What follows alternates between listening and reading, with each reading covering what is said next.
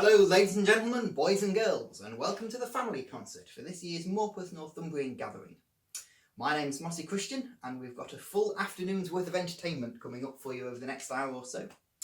First up, all the way from Hull in the East Riding of Yorkshire, please welcome Jim and Lynette Eldon. Hello families, if we haven't met before, I'm Jim and this is my wife Lynette. Hello. And if you want to join in the first one, you have to sing Plim skim slamma diddle lamma bullering tummaling dum bulla dumma may. I'm pleased you've got that.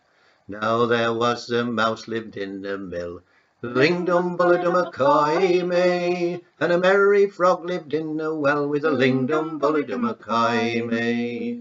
Kai minero, kill caro, kai minero, kai me. Plim skim slamma diddle lamma bulla ring tummaling dum bulla dumma may. The froggy mounted a big black snail, ling dum bulla dumma may, and he rode between his horns and his tail with a ling dum bulla dumma may. Kai minero, kill caro, kai minero, kai me. Plim skim slamma diddle lamma bulla ring tummaling dum bulla dumma may. Now the froggy tiddled a mouse's knee, ling dum bulla dumma may. He winked and he said, will you marry me, with a ling dum bulla dumma may. Kai minero, kill caro, kai minero, kai me. Plim skim slamma diddle lamma bulla ring tummaling dum bulla dumma may. Oh, the mouse she blushed right up to her hat, ling dum bulla dumma may. She said I'd best ask Uncle Rat, with a ling dum bulla dumma may. Kai minero, kill caro, kai minero, kai me. Plim skim slamma diddle lamma bulla ring tummaling dum bulla dumma may. Uncle Rat laughed till he cried, ling dum bulla dumma may. To think Miss Mouse would be a bride, with a ling dum bulla dumma may. Kai minero, kill caro, kai minero, kai me. Plim skim slamma diddle lamma bulla ring tummaling dum bulla dumma may. Then in there came this big tomcat, ling dum bulla dumma may. Yet Miss Mouse and Uncle Rat, with a ling dum bulla dumma may.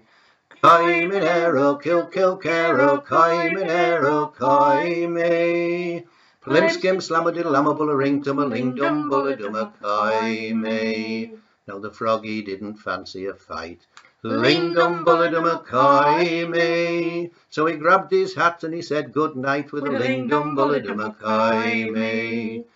Kai minero, kill caro, kai minero, kai me.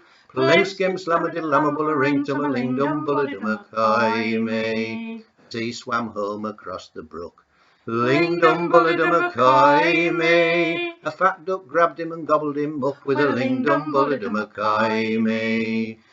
Kai minero, kill caro, kai minero, kai me. Plim skim slamma diddle lamma bulla ring tummaling dum bulla dumma may. So there's an end to the 1, 2, 3. Ling dum bulla dumma may. Rat, mouse and little froggy, with a ling dum bulla dumma may. Kai minero, kill caro, kai minero, kai me.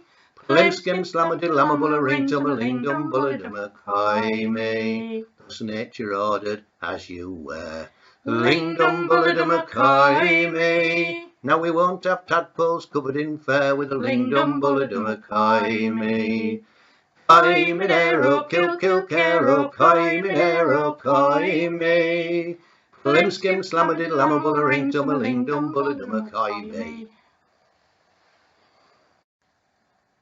Here's one with an easier chorus. Oh, what a windy night, skipper won't shoot his lines tonight. Oh, what a windy night.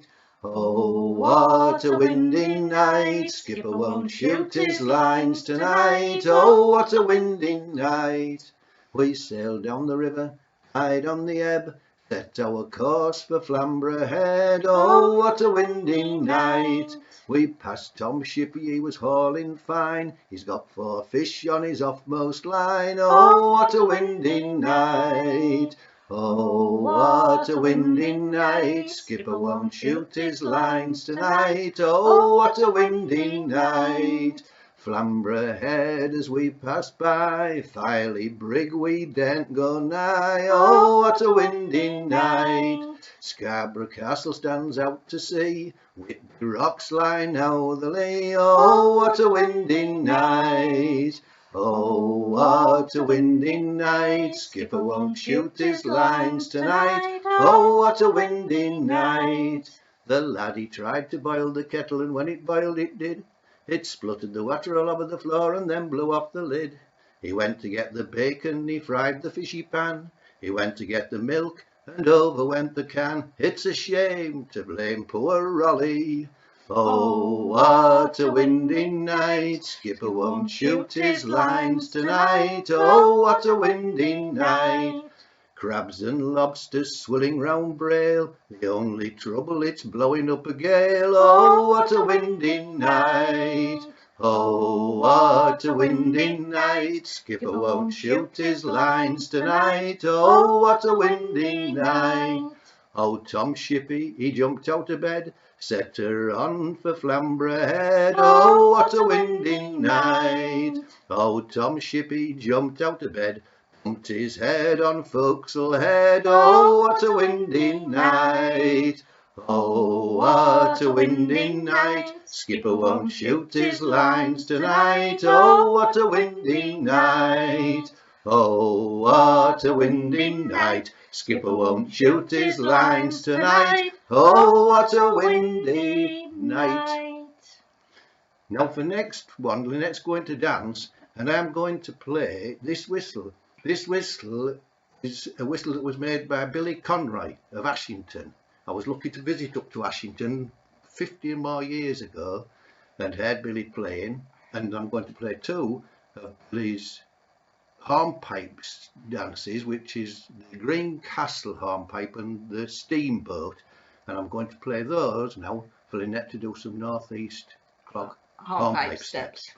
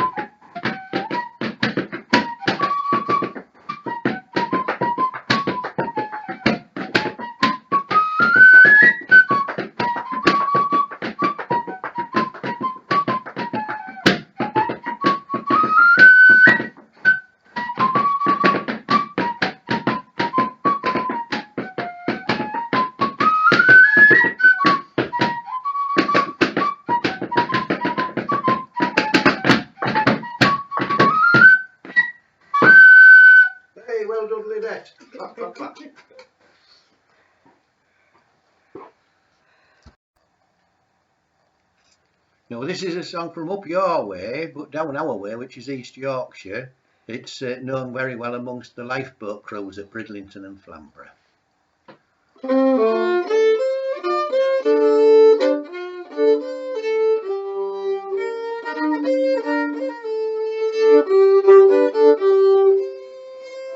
Was on the long stone lighthouse there dwelt an English maid, pure as the air around her, of dangers ne'er afraid. One morning just at daybreak a storm-tossed crew she spied, and though to try seemed madness, I'll save the crew, she cried. And she pulled away o'er the rolling sea, over the waters blue. Help, help, she could hear the cry of the shipwrecked crew. Now Grace had an English heart, the raging storm she braved. She pulled away o'er the rolling sea, and the crew she saved. They to the rocks were clinging, a crew of 9 all told. Between them and the lighthouse the seas like mountains rolled. Said Grace, come help me, father, to launch the boat, said she. Her father cried, 'tis madness to face that raging sea. But she pulled away o'er the rolling sea, over the waters blue. Help, help, she could hear the cry of the shipwrecked crew. Now Grace had an English heart, the raging storm she braved. She pulled away o'er the rolling sea, and the crew she saved. There we go. I learned that one from the late Robert Leng of Flamborough, who was the engineer in the Flamborough lifeboat for 35 years. But when he went to get his medal from the lifeboat institution, and they said about his 35 years service, he says, no, 35 years engineer. Before that I was 2 years in the old pulling and sailing lifeboat before there was an engine in the boat to be engineer with. No, next is going to be Donald. Which I'll have to a little pause whilst I get Donald out ready for you. Hold up. Here's Donald, ready to do a step dance for you. Who is that climbing up my apple tree? My little Ethan, I think I can see.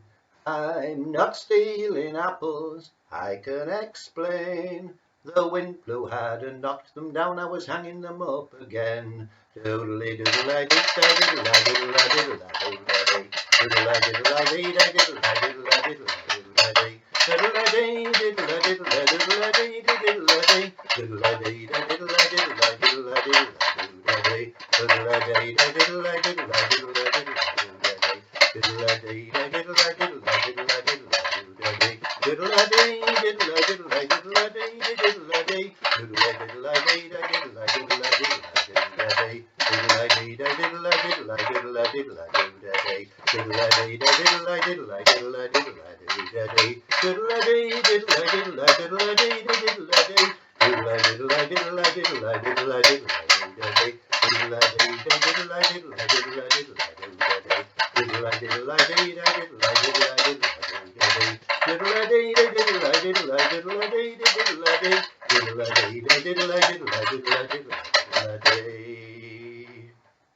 Little bow from Donald, pleased to be entertaining you.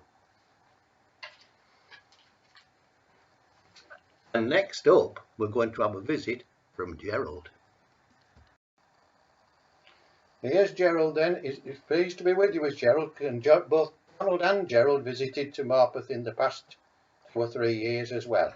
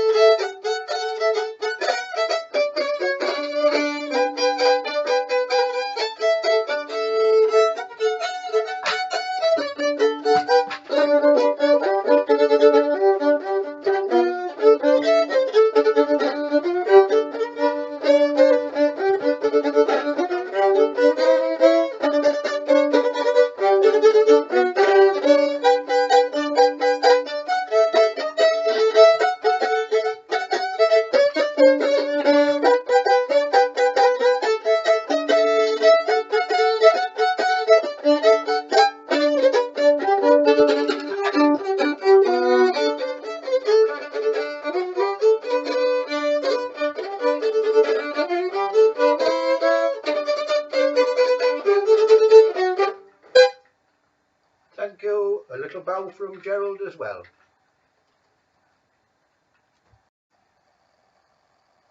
There was an old man in the north country, low down, derry down day. There was an old man in the north country, valid we ought to be. There was an old man in the north country, he had more daughters than 1, 2 or 3.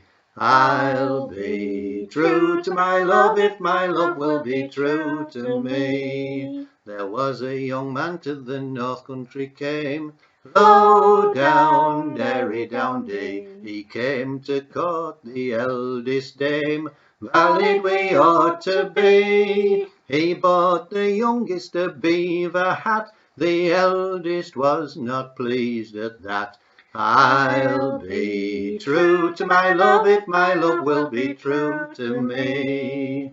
Oh sister, let's go to the water's brim, low down, derry down day. Sister, let's go to the water's brim, valid we ought to be. Away they went to the water's brim, the eldest one pushed the youngest one in. I'll be true to my love if my love will be true to me. Away she floated, away she swam, low down, derry down day. Away she floated, away she swam, valid we ought to be. Away she floated, away she swam, until she came to the merry mill dam. I'll be true to my love if my love will be true to me. The miller's daughter stood at the mill door, low down, derry down day. She saw this pretty maid coming to shore, valid we ought to be. The miller's daughter stood at the mill door, she saw this pretty maid coming to shore. I'll be true to my love if my love will be true to me.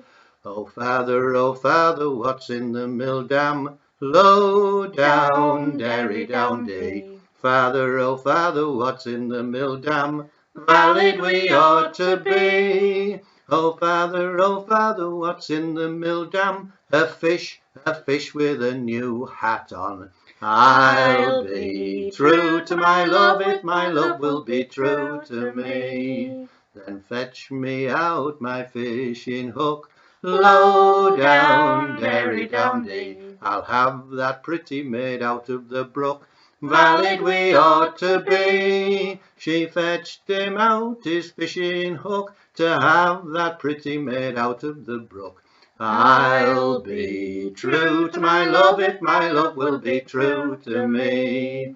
Oh miller, here's 5 gold rings, low down, derry down day, to push my sister in again, valid we ought to be. The miller he took the 5 gold rings and pushed her sister in again.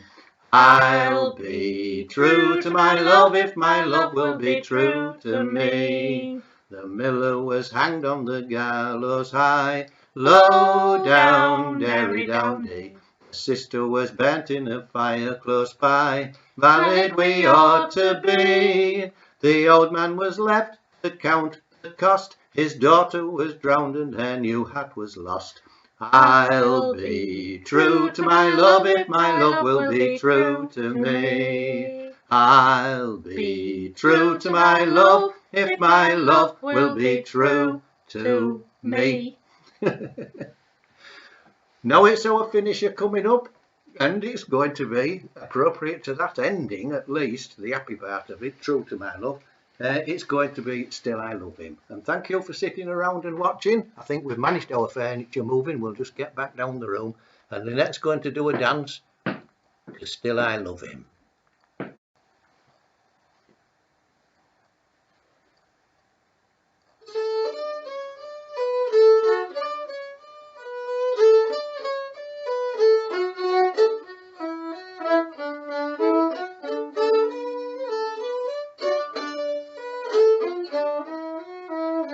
He comes down our alley, whistles me out, his hands in his pockets, his shirt hanging out. Still I love him, can't deny it. I'll go with him wherever he goes. He works at the town yard at 10 bob a week. When he comes home, he's too proud to speak. But still I love him, can't deny it. I'll go with him wherever he goes. He bought me a handkerchief, red, white and blue. Then to clean windows he tore it in two. Still I love him, can't deny it.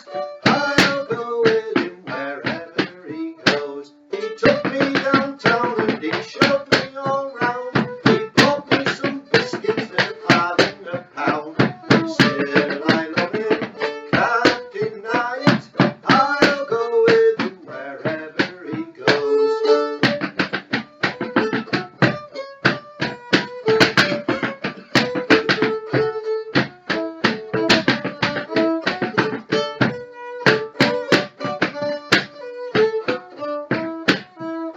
He took me to pictures and bought me some nuts. Before I could eat them, they'd gone down his guts. But still I love him, can't deny it. I'll go with him wherever he goes. He swore that he'd have me for better or worse. He got the better, I got the worse. But still I love him, can't deny it. I'll go with him wherever he goes. Holding up. Thank you. Bye-bye. Thank you very much, Jim and Lynette. It's my turn to do a bit for you now. And first up is a song which comes from my native Lincolnshire, and it's a bit of a silly song.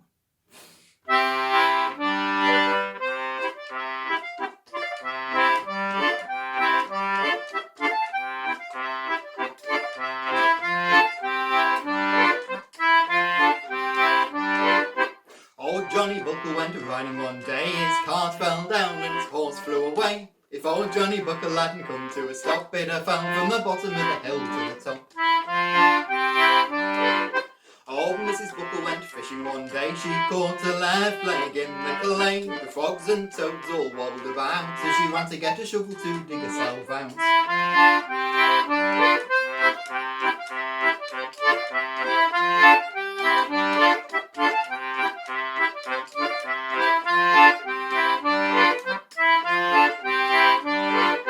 Old Mrs. Buckle went to Dr. Hook, and he dotted it down on his little red book. Now, Mr. Buckle, you must begin to rub your wife's left leg with gin. It's old Mr. Buckle, he thought it's a sin for to rub his wife's left leg with gin. So he poured the gin down his old guzzle, and he rubbed his wife's left leg with a bottle.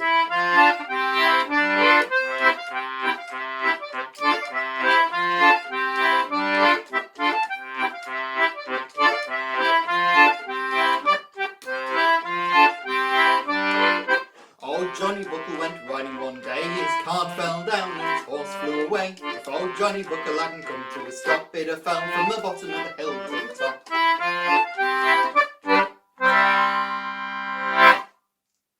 Old Johnny Buckle. I'm going to play a set of tunes for you now. These are traditional Northumbrian tunes, and they are hornpipes. If any of you know any hornpipe clog dancing steps like we've just seen Lynette doing, then do feel free to get up and have a dance about. Or if you don't, just do some freestyle dancing. So the first tune is a tune that I learnt from the playing of the late great Willie Taylor. The second tune is a tune called Wade Hampton's Hornpipe. And the final tune is an appropriately named Champion Clog Hornpipe.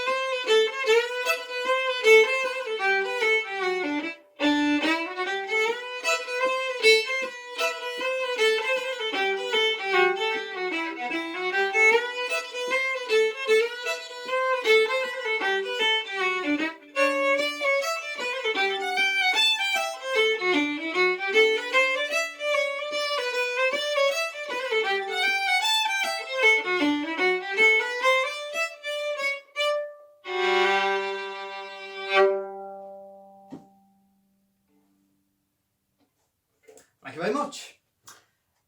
Right, I'm going to sing you a song now about a friend of mine. But before that, I should give a word of advice.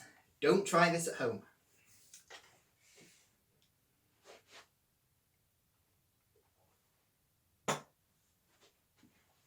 Now then. Jepson Brown were a worn-out clown, but a careful clown he'd been, and he'd saved enough to open a pub somewhere on Bethnal Green. And when he thought of all the tricks by which he'd earned his daily bread, well, he laughed and smiled, and when the mood came on, he would stand upon his head, and the people shouted out, "Oh my," and the people they did stare. For there was Brown upside down with his legs kicking high up in the air. Now next door neighbour to Mr. Brown was a widow, Mrs. Birch. He asked her out, she answered yes, so they toddled off to church. "Do you promise to love and obey this man?" the worthy parson said. While she laughed and smiled, for there was Brown standing on his head, and the people shouted out, "Oh my," and the people they did stare. For there was Brown upside down with his legs kicking high up in the air. Now 12 months later a child was born, to the great delight of Brown. He was the image of himself, a regular little clown. And when this child was 9 months old, he clambered out of bed, and to the nurse's great surprise, was standing on his head, and the people shouted out, "Oh my," how the people they did stare. For there was young Brown upside down with his legs kicking high up in the air. Jepson Brown, there you go. Right, this is a song I'll sing you now. When I've changed over the shoulder rest and my fiddles. Now this is a different fiddle to the other one, you'll notice, and this one is tuned a tone down. So it sounds a bit different. So 1, 2, 3, 4, 5. Once I caught a fish alive. 6, 7, 8, 9, 10. But then I let him go again. 1, 2, 3, 4, 5. Once I caught a fish alive. Why did he let him go? Because he bit my finger so.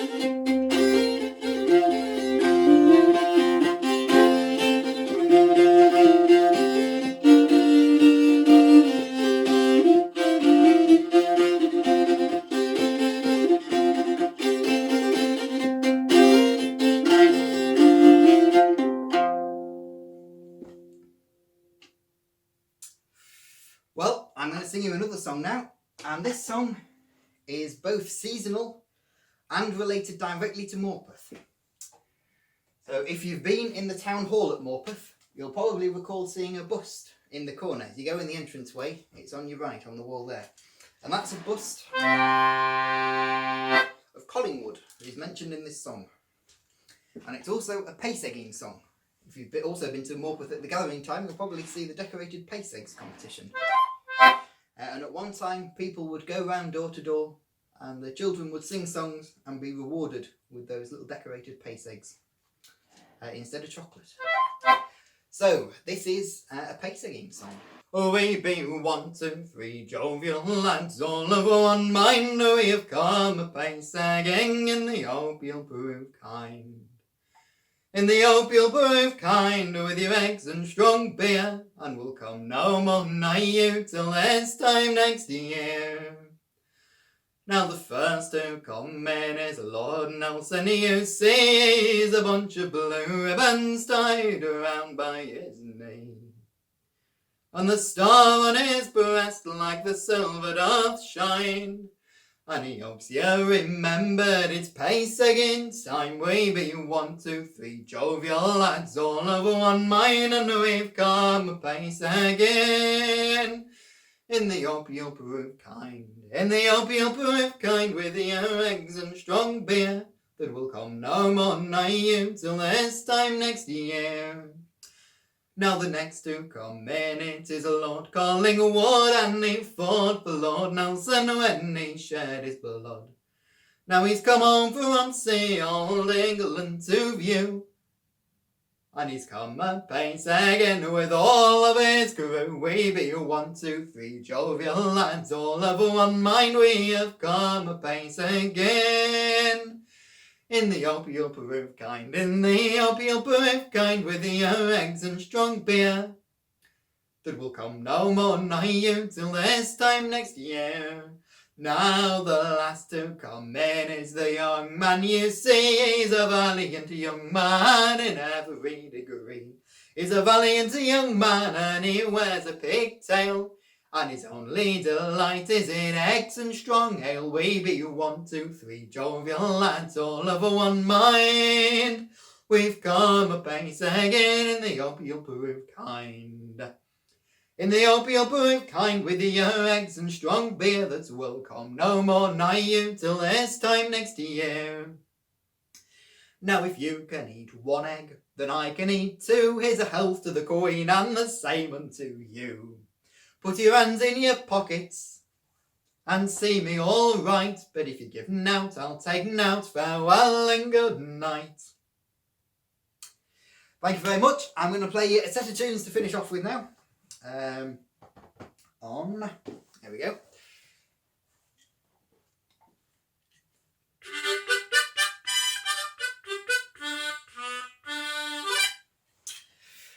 I've been Mossy Christian. Thank you very much for watching. And our next guest after this will be a very good friend of the gathering, Mr. Taffy Thomas. But first up is a waltz to start with, and that is called the Tom Bigby Waltz, which has been absorbed into the Northumbrian repertoire.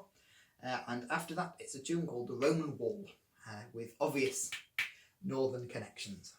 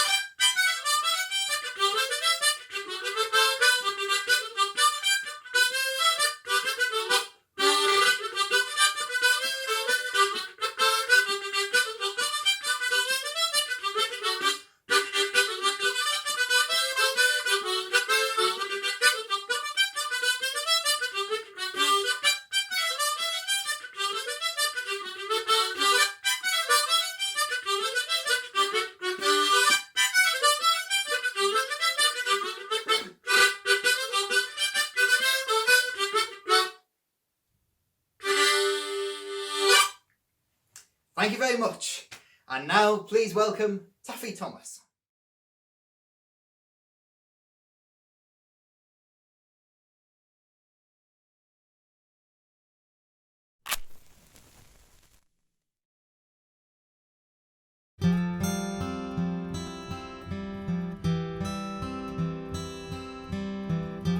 Good afternoon, ladles and jelly spoons. Good afternoon! My name is Taffy Thomas, and I've got the best job in the world because my job is telling stories. Stories, tales, and elaborate lies.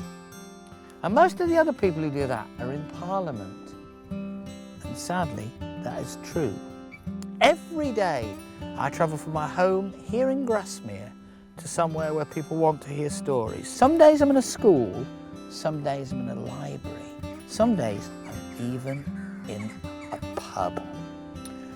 Now I tell you, I'm a storyteller, and that's true, but I used to be a fire eater. I used to be a fisherman. I used to be an escapologist. In fact, you could fill a very large bucket with things I used to be. At the age of 36, I suffered a massive stroke. I lost my speech and a fair bit of the left side of my body. For 16 years, I've been some kind of a clown acrobat, but now suddenly I couldn't sing, I couldn't dance, I couldn't even clap my hands. The crowd passed to the other side of the street, and I was alone in the dark.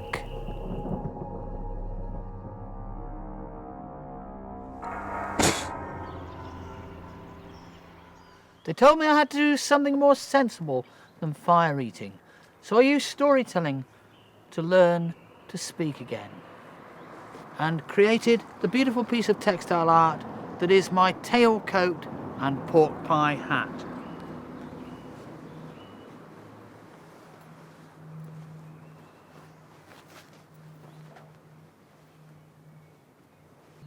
When I put this on, I become a jukebox, because every picture on the coat is one of the stories in my head. So members of the audience can come out and pick the next tale to help to create the show. So a big clap for Jessie. Come on, leap to your feet. Come out. I'll do a little spin so you can decide which story you'd like. Now, for 500 years, there's been a poet laureate. For 10 years, there's been a children's laureate.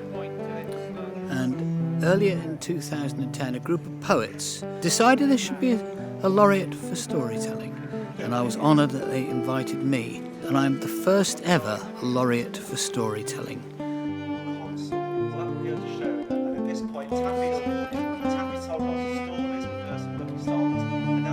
So really the role is to be a spokesperson for storytelling, to help to find a new audience for storytelling, an ancient art that was in danger of possibly dying out. Because if speaking was more important than listening, we'd have 2 tongues and 1 ear.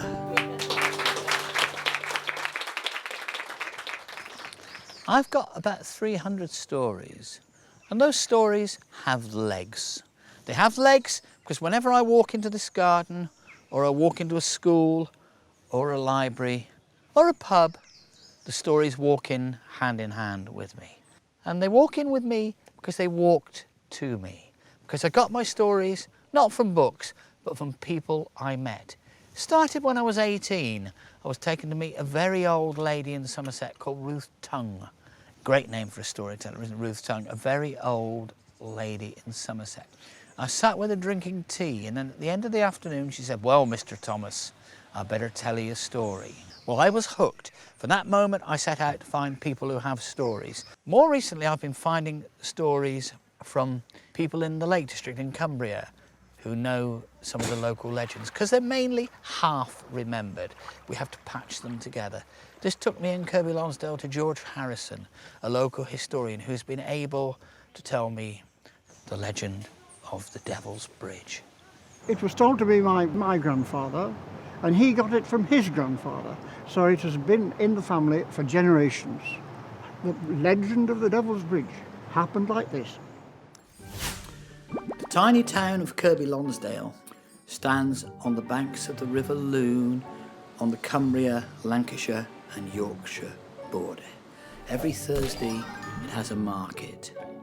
Every week a farmer's wife came from Yorkshire to sell her bread buns. She came with a dog, a little Yorkshire terrier called Charlie. Now Charlie the dog's legs were so short they only just reached the ground. This day she set up the bread stall and started trading. It started to rain. It rained all day. Despite this, she sold all of the bread buns except for one. Returning to the little wooden footbridge over the Lune, she found the river had flooded and the wooden bridge had been swept away. Poor lass, she gazed at the grey water swirling. How could she get home to feed her husband and the animals on the farm? Suddenly, there was a flash of light, and there beside her on the riverbank was a little man, 2 horns, hooves and a tail. Old Nick, Old Scratch, the devil himself. And the devil said to the farmer's wife, "My dear, why are you so fed up?" And she said, "I need a bridge across this river." And the devil said, "I can build you one overnight, but there's a price to pay. The soul of the first living creature to cross the bridge comes with me to burn in the fires of hell." The farmer's wife patted Charlie the dog on the head and had an idea.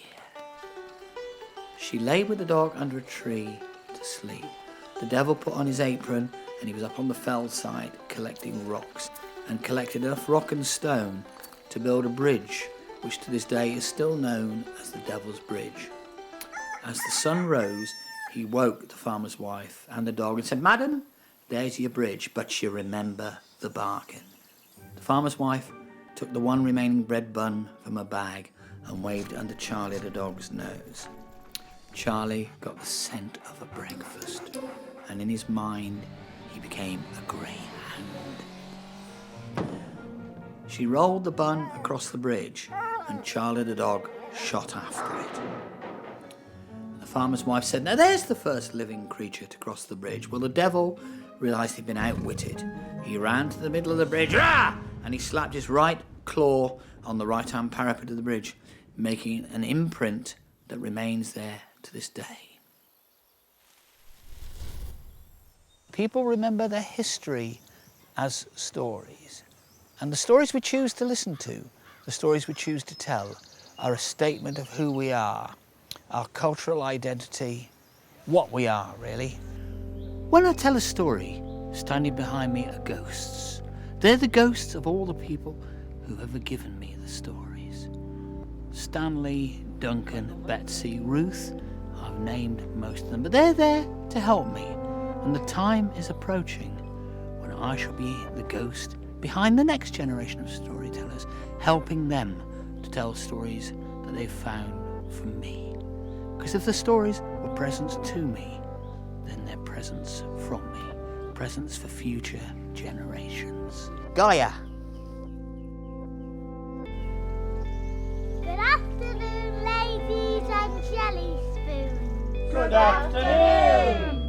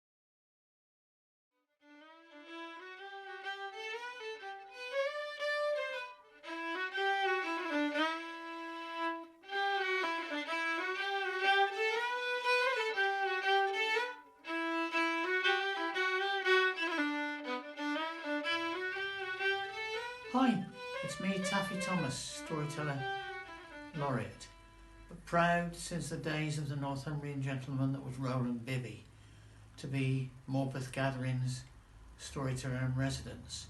Normally I tell my stories in the sunshine on the Millennium Green in Morpeth, but the story I'm going to share with you today is one I chose to tell in Morpeth Marketplace for the Millennium Gathering. When you hear the tale, you know why I placed it in the marketplace, because it's called the Fairy Ointment.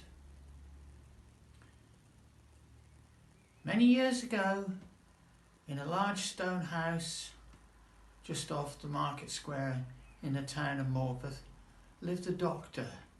One evening, as the doctor was relaxing, ready for bed, there was a heavy thumping on the front door. The doctor went to the door and opened it. There was a tiny man in a little green suit who said to the doctor, "You must come quick. Our king is ill and like to die."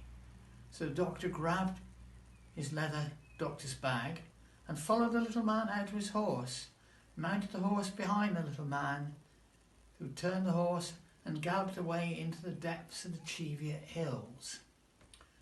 Right in the middle of the hills, the horse neighed and bucked, and the doctor was amazed to see the hill in front of him open wide to reveal a fairy fort. And there, in the middle of the fairy fort, lying on a golden bed, was the king of the fairies, desperately sick. The little man told the doctor to do what he could to cure him. So the doctor took his bag from the horse's back and went in and tended to the sick man as best he could. For this he was rewarded with a bag of fairy gold. The doctor then asked the little man if he could return to the comfort of his house in Morpeth. The little man said he could, but he handed him some ointment and told him he had to rub the ointment into both of his eyes so that he would never remember the sight of the fairy fort or recognise any of the folk that he'd met when he'd been there. But the doctor only rubbed the ointment into his right eye, leaving his left eye clear, possibly because he wanted to return again to that place to avail himself of a little more of the fairy gold. The following week in Morpeth Market, the doctor was going about his business when he spotted the little man in the green suit helping himself to a flower from one of the stalls. Well, the doctor approached the little man and stopped him and said, "No, don't steal that. And by the way, how's your king doing?" The little man was absolutely furious, and he asked the doctor how he'd recognised him. Well, the doctor had to admit that he'd actually left his left eye clear, so he'd been able to recognise the little man that way. The little man was even angrier and leapt up on the top of the stall so that he was eyeball to eyeball with the doctor and blew sharply into the doctor's eyes, causing a blindness that was to remain for the rest of the doctor's days. Surely the fairy folk deal harshly with those who seek to deceive them.